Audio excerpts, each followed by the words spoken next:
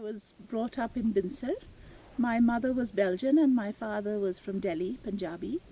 And they actually met in Binsar in 52 when my mother was working for UNESCO. She was recording the folk music of the Himalayas in those days, and my father was doing his PhD. And for some reason, they both landed up in this property and had rented houses here. My mother had the main bungalow where we're sitting, and my father had the house where Tiziano Terzani wrote his books eventually. And so they met here in the 50s. And they were exceptional people in the sense that my father was born into a very wealthy aristocratic family, but he was a philosopher and a thinker, and he broke away from the family business, which was constructions, big constructions in those days, and lived more the life of a recluse and a thinker.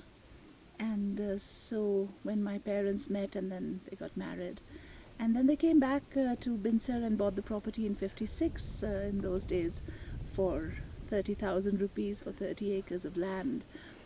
And everybody said that, why are you going to this jungle? And they made this their home. And I remember growing up as a child here, it was very interesting because in those days Almora was the focus of many writers, thinkers, intellectuals, as well as the original hippie people, Timothy Leary, Bob Dylan, Cat Stevens.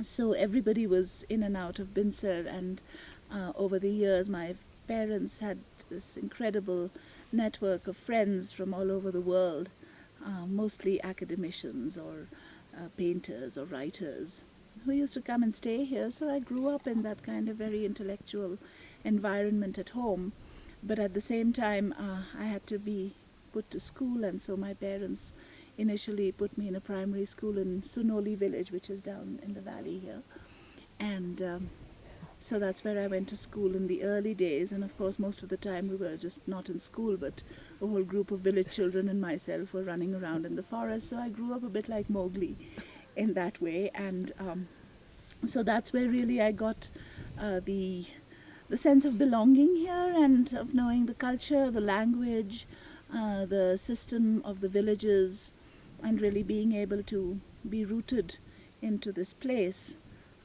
Eventually then I went away for my education, but then in 83 no, sorry, not in 83, it was in 86, I came back to Binsar on a vacation, and at that point of time there were a lot of people cutting down the forests, and there was a whole timber mafia. Binsar in those days was not a sanctuary, it was a reserve forest. And in Kumaon in those days there was something called the timber mafia, which were a group of very powerful politicians, contractors, a nexus, bureaucracy, contractors, politicians, that were cutting down the oak forest in Binsar to make coal, and also cutting down the pine forests for timber. So, and there was a lot of hunting going on in Binsar, a lot of poaching. And when I came back, I was horrified to see this, and I wrote a letter to Rajiv Gandhi, who was then Prime Minister. And to my surprise, he wrote back immediately, saying that this is a great idea, we should convert this place into a sanctuary, into a wildlife sanctuary, and he actually supported the whole thing. And I launched myself headlong without knowing anything about the politicians, the contractors, and the powerful nexus that was at work here, and the huge vested interest that I was going to be battling. So I launched myself into this single-handed crusade to get Binsar notified into a wildlife sanctuary, and ran into all kinds of enormous opposition and life-threatening situations from the politicians and contractors that went all the way up to the level of cabinet minister in those days. And in fact, there was a whole court case with a cabinet minister called Mr. Ansari, who assaulted me when I went to his office to talk about getting this place notified into a sanctuary. And so I had a court case going against him for 3 years. So anyway, to cut a long story short, in the teeth of opposition, I managed to have the government notify 55 square kilometers of Binsar forest into a protected zone, into a wildlife sanctuary. And in doing so, of course, because there was this whole nexus of politicians and contractors at work against me, I had to use my childhood contacts and my knowledge of the village people to be able to muster up enough support from the village people to oppose the nexus of politicians and contractors, and to prove that there was a movement really to protect this area. So in the course of that 2 years that it took me to get the sanctuary notified, I went personally to each and every house in about 35 villages which surround the sanctuary at the base of it, and managed to garner enough support to be able to have the government actually take the final step and have it notified, because as you know, in India it's always very populist kind of moves which are done, and where it's a question of conservation and wildlife against people, then there's no prizes for guessing who's going to win. So in those days it was like that, and of course once going to the villages, meeting the people, I realized that the most important thing is that the women here are completely marginalized and have backbreaking jobs, working from dawn to dusk in unproductive fields, going to the forest to chop fuel, to gather fodder for the animals, and basically because of the fact that they're doing so, knowingly, unknowingly destroying the environment. So what became quite important then was to have a structured organization which would then take on the job of providing an alternative to these women, and to be able to give them empowerment, not just in economic terms but also in social terms, and to do it in such a way that they would then have an alternative to, schlepping up to the forest every day 10-15 kilometers walking to collect fodder and fuel. So in 89 I made the Jan Jagran Samiti, which is a registered non-profit organization with 7 people on board, all of whom are local people from the villages. And then we started looking for ways and means to try and do something for the development of this area, which, as I said, would ease off the pressure on the forests and also empower the women. And initially it was a big struggle because I had no funds, and so approaching government for a little bit of funding here and there came with great difficulty and very slowly, and government funds have a lot of strings attached, and it was quite a nightmare. But nevertheless, I did manage to get enough money to be able to collect women in a tribal area called Munshiari, where traditionally they used to spin and weave pashminas, because the Bhotia people from Munshiari used to go to Tibet in trans-Himalayan trade till 65, till the Chinese took Tibet over. And so the women learned the art of weaving from the Tibetans, and because of the access to wool from the trans-Himalayan trade, they used to spin and weave, and there was still a group of about 100 women in the villages around Munshiari that knew how to do this. So initially, as an experiment to see how the market would respond, how economically viable it would be, we set up centers in Munshiari and got the women over there organized into producer groups. And I used to go and have exhibitions in Delhi and in Europe, in cities in Europe, because with my mother's connections and family there, it was easy for me to be able to have exhibitions in Europe. And in those days the pashmina was also very rough and very sort of handmade kind of a feel to it, not at all exclusive or anything, but the story of the women from Munshiari and the tribal areas. And then we actually also started going ourselves to Tibet when the Tibet trade routes reopened in 95. So we started going into the Kailash Mansarovar area and buying cashmere, raw cashmere and sheep wool from there, and bringing it over the high Himalayan passes back into India.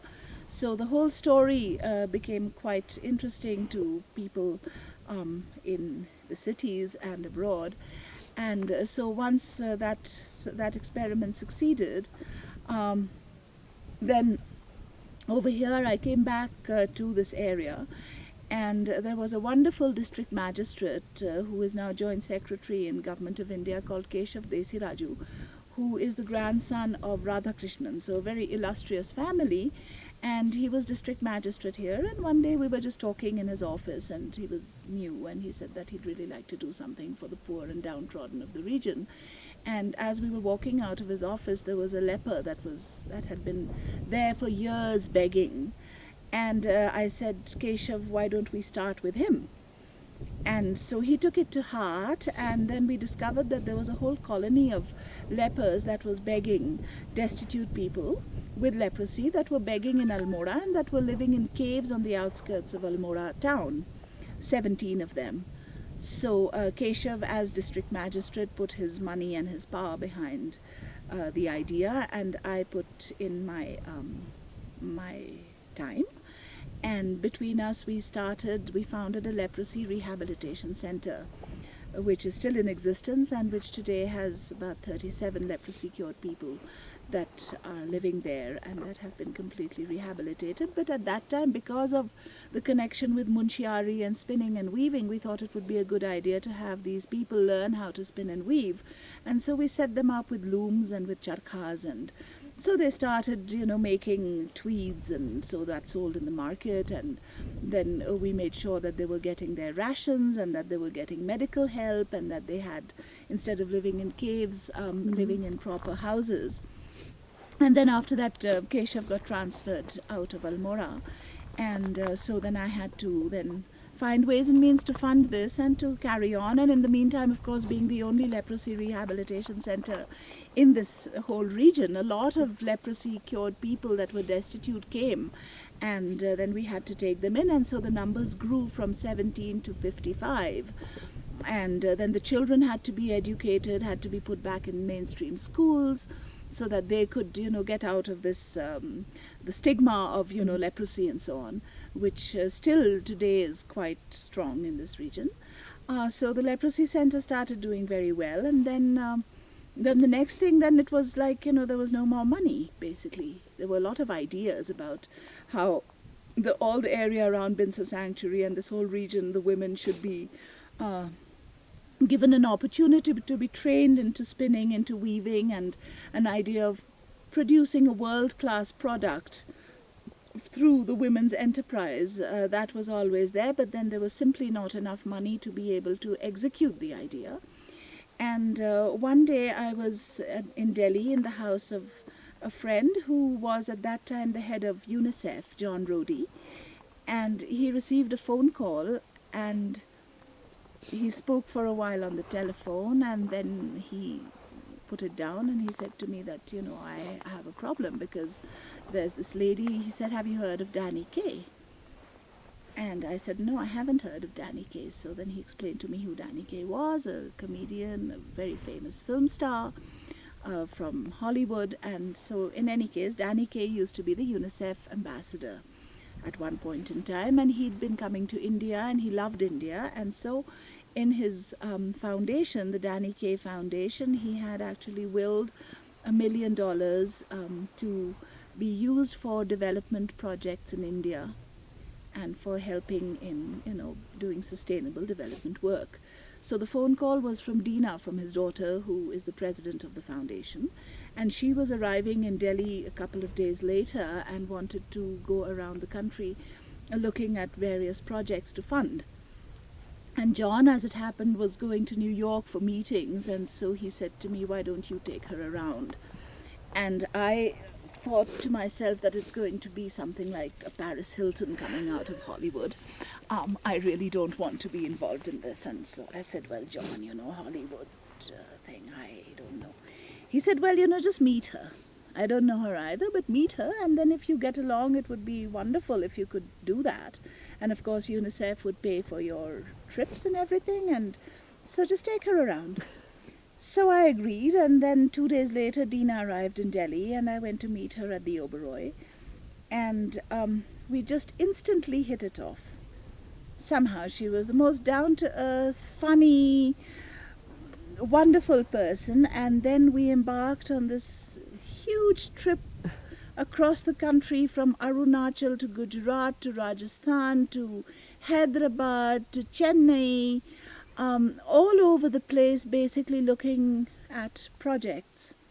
But because Dina had this thing about wanting to have a really personalized kind of way of doing philanthropy, in which she actually would grow with a project and be very much part of its team. So somehow she was not very happy with what she saw.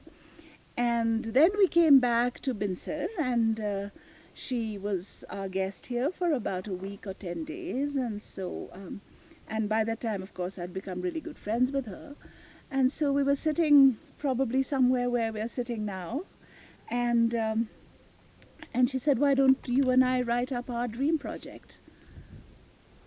So I was like, Dina, are you serious? And she's, yes, of course I'm serious. Let's do it. So then that was the beginning of the whole story, really, because without Dina and without her, without the faith and the trust that she reposed in us, and of course the financial support which she unstintingly gave for all the whatever else followed, nothing would have been possible. So that is where the real partnership, I think, is between Dina and myself, and which continues to this date, not in terms of funding, because now all the projects are, by God's grace, self-supporting. So the funding is not required anymore, but she and I are like soul sisters.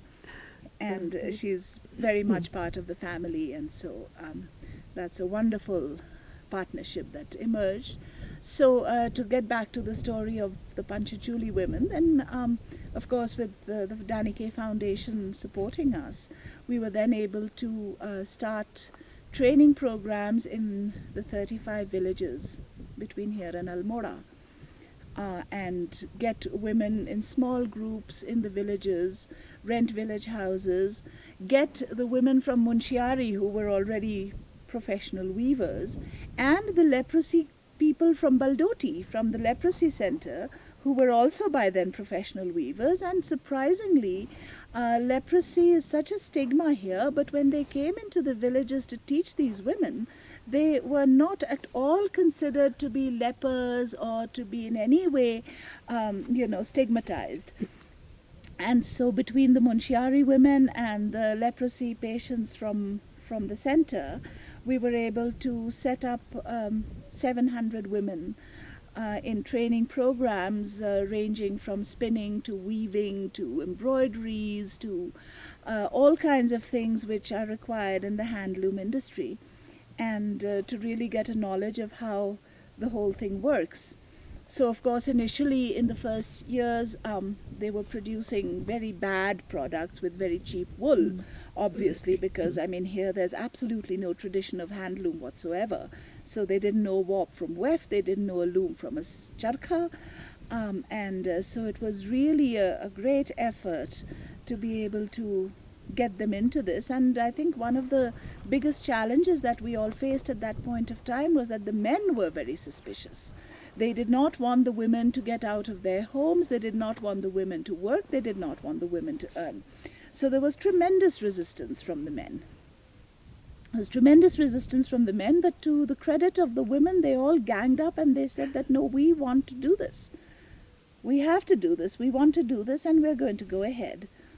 And then also there was a lot of resistance, strangely enough, from the so-called intelligentsia of Almora, who came up with this theory that I'm a half foreign woman who has come to corrupt the culture of the place, and that abroad all the women are loose, and that I'm also in the same league, and so I'm taking off all these women to God knows where, and this is foreign hand and foreign influence coming up.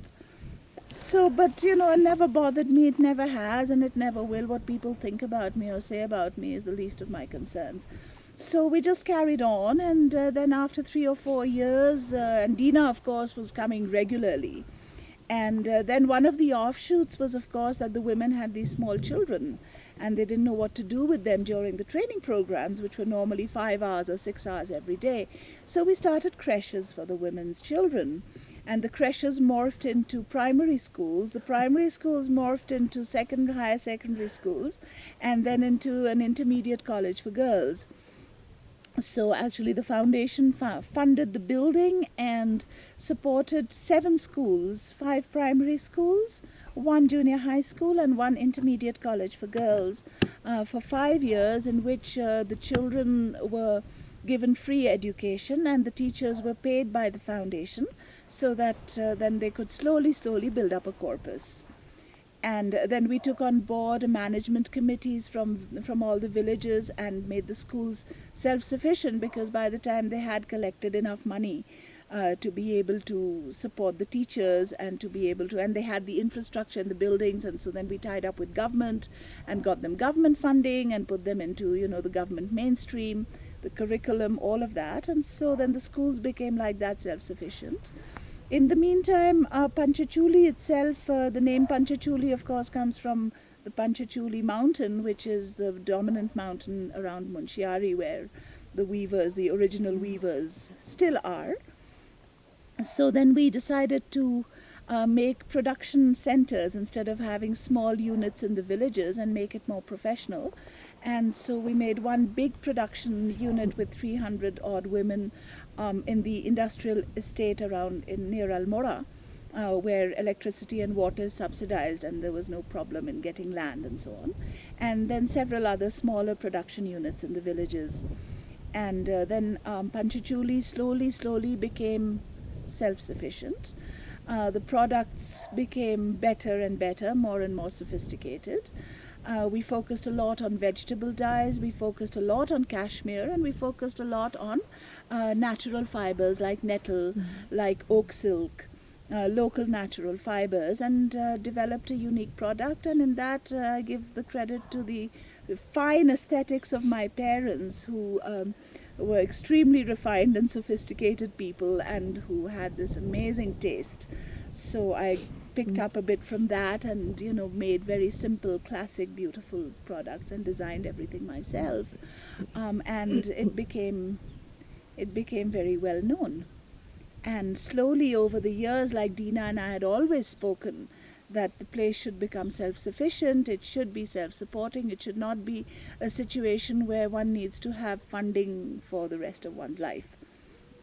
So slowly Panchachuli became like that. And then, of course, in the meantime, like what happened with the schools, there was also the healthcare problem for women. And so we started a small clinic, again with the support of the Danny K Foundation, started a small clinic on the roadside and had a gynecologist, a lady, who took care of the gynae problems of the women, and also trained up some of the local educated women as paramedical workers, village health workers.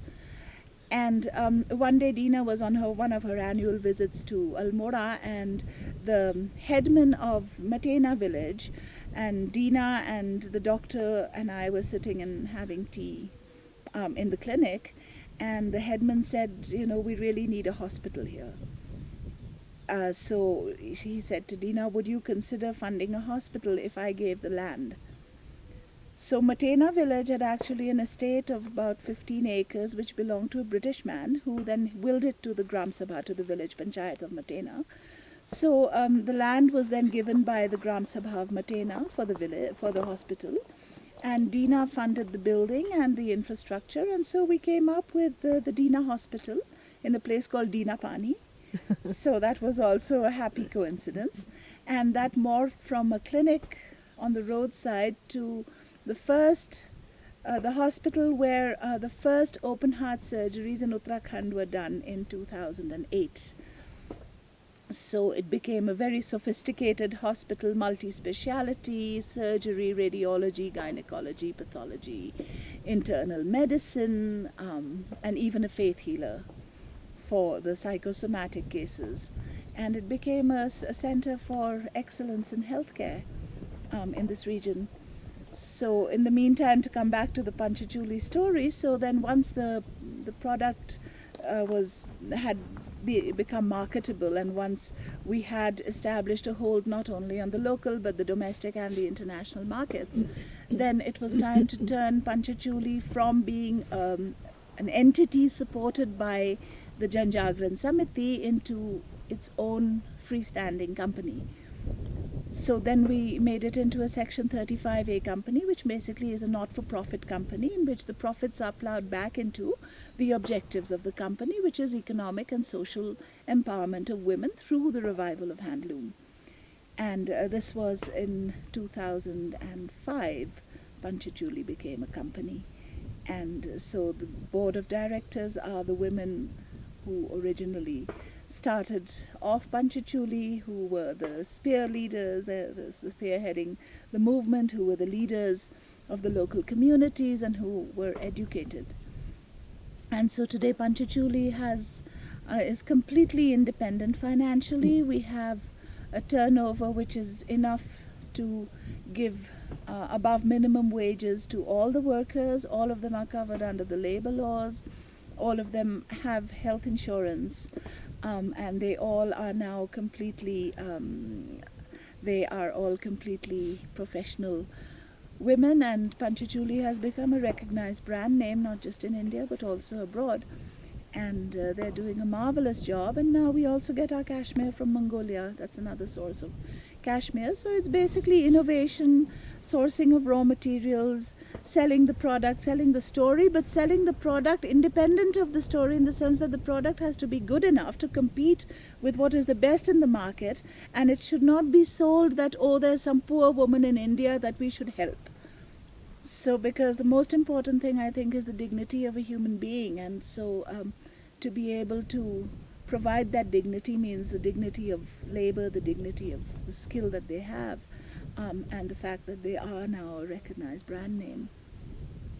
So that way, the initial idea of taking women off this back-breaking work of, cutting fuel and fodder from the forests, and today they are all professional working women. They have their own buses which take them free to the production units.